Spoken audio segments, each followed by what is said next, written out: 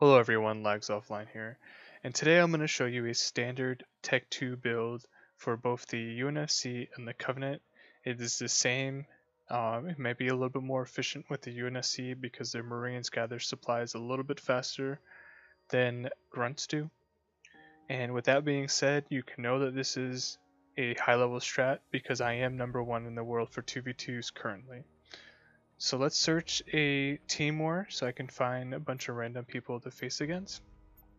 And let's get started.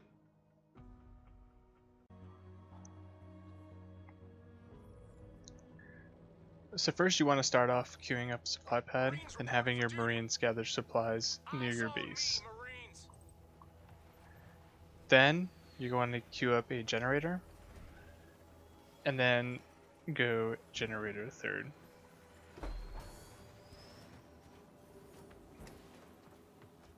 So try not to upgrade the supply pads because you're going to want to use that power to upgrade these generators. If you do this, upgrade these supply pads, it will slow you down significantly. I'm talking about 30 to 40 seconds before you can upgrade to Tech 2, and this is a fast Tech 2 build, so try not to upgrade any supply pads for that. The moment the generator comes up, you're going to want to upgrade that. Just basically because if you upgrade a generator, it produces twice as much power, whereas a supply pad only produces about 40 to 50% more supplies when it gets upgraded. Generator constructed. So have your Marines go around the map, gather supplies, gather power. I would always have one being ready and standby for a mini base for yourself or for your teammates. Once you have 300 power, you're gonna upgrade your second generator for basically just because it allows you to get to Tech 2 faster and makes it easier to upgrade supply pads after you research to Tech 2. So once that's being queued, that's when you can start upgrading supply pads on your base. Marines reporting for duty. Now the reason why you would want to have mini bases over a base is they help you to get leader power points faster, and also doesn't take away any power towards getting your Tech 2 upgrade. We're up, Leathernecks. Marines ready to serve. Now, if you feel like you're going to get attacked by Marines or Jackrabbits, you should start queuing up turrets. Now is basically about the right time to queue it up, but if you realize they're going to come sooner, avoid grabbing the mini base and queue up a turret instead.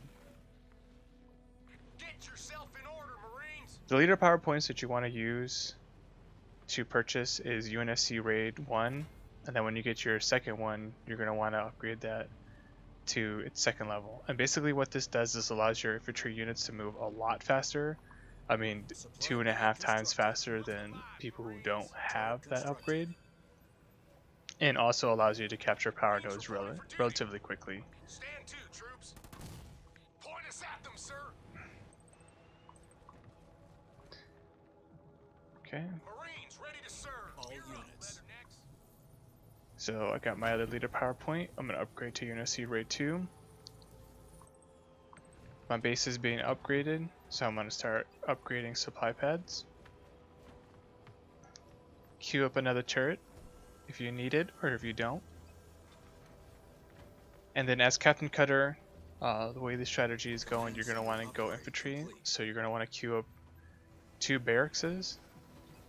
You should always have 2 buildings of the units of your type of building. So if you're trying to build vehicles, you build 2 vehicle depots, or if you're trying to build, Locusts and Reavers as a Banished, you're going to want to build, 2 vehicle depots for them as well.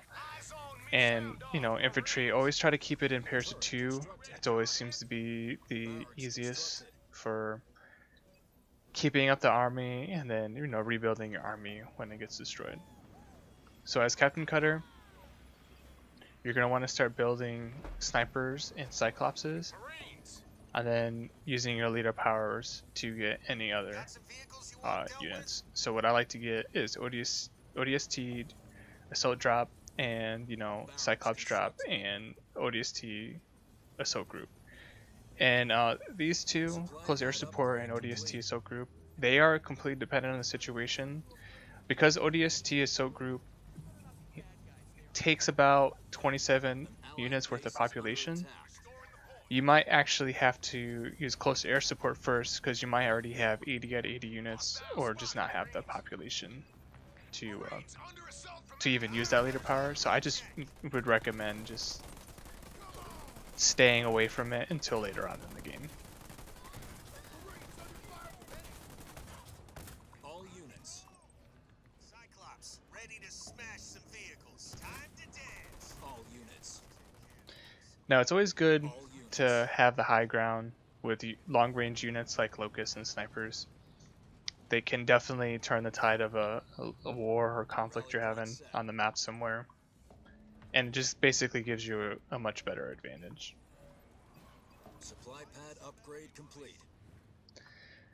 So once you realize you have control of the map, or the enemy doesn't seem to be as assertive as you may have thought he has or her has been, so you can just go ahead and buy an actual expansion. And then with your units, you're going to want to go start scouting any potential expansions or mini bases the enemies can have. But because of this map, because the mini bases are behind the enemy bases, you might as well just start looking for any of the expansions they might have, which would be these 3 bases here.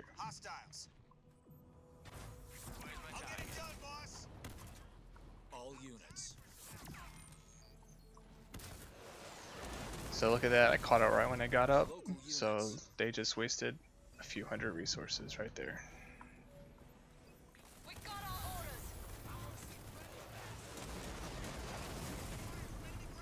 All units.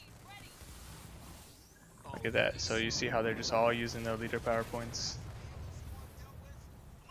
to try to stop me. And it looks like they got a Kodiak going out there.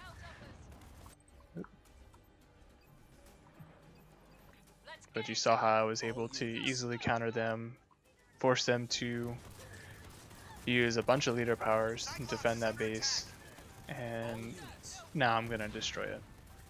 And the good thing about having UNSC Raid 2 is it allows me to dodge the Kodiak's shells a lot easier. And since I know that they have a Kodiak up here somewhere, I'm gonna go ahead and go to around the high ground and take advantage of the map.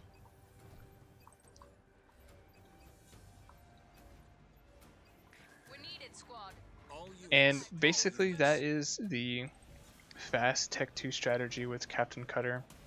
So you go supply pad, generator, upgrade the generator, generator third, upgrade that generator, supply pad, build turrets if you need to, definitely get a mini base, and start building Cyclopses and Reavers, Cyclops and Snipers, and make sure you get UNSC Raid 2, ODST Assault Drop, Cyclops Drop, or ODST Assault Group if you have the population to use it, or Close Air Support. And the best place to use Close Air Support is definitely in front of the enemy's base or next to the enemy's base. You get the best advantage of that because either they're going to defend their base or they're just going to run away just because of the Close Air Support. So thank you everybody. That is the Pro Tech 2 strat for Halo Wars 2. Thank you.